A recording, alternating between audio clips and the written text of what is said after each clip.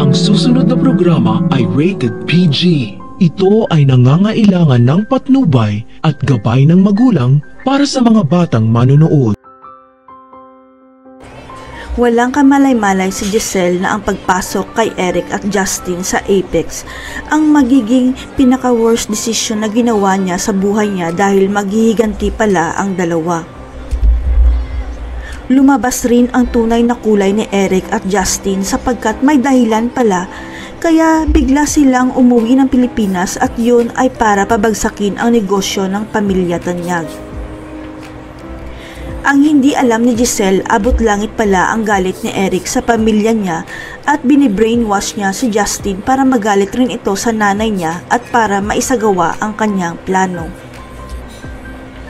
Nalaman kasi ni Eric na si Lolo Pepe pala ang tunay na dahilan kaya iniwan siya ni Giselle at inabandon na pa ang kanilang anak kaya galit na galit si Eric sa pamilya Tanyag.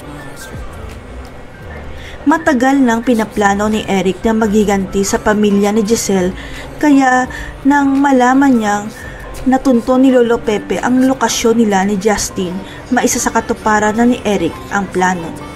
Pero ang hindi alam ni Lolo Pepe na isahan siya ni Eric sapagkat hindi niya pala tunay na kadugo ang Justin na babae sapagkat ang tunay niyang apo ay lalaking Justin.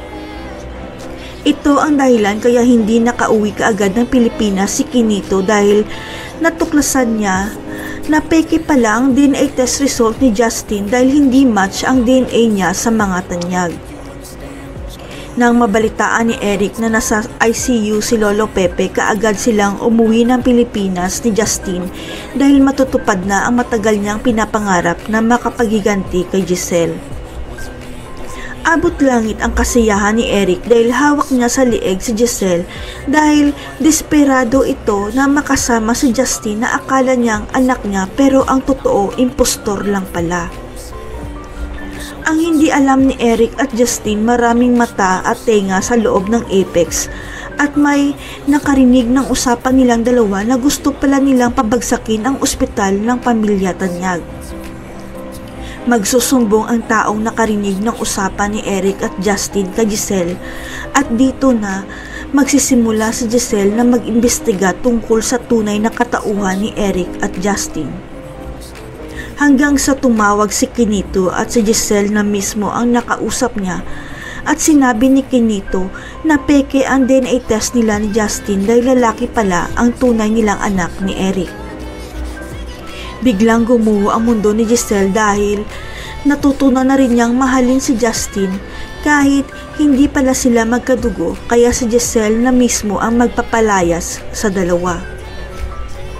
Sa pagbabalik ni Quinito sa Pilipinas, ipapakita nito kay Giselle ang totoong birth record ng anak niyang lalaki at hindi magtatagal magtatagpo na ang tunay na mag-ina.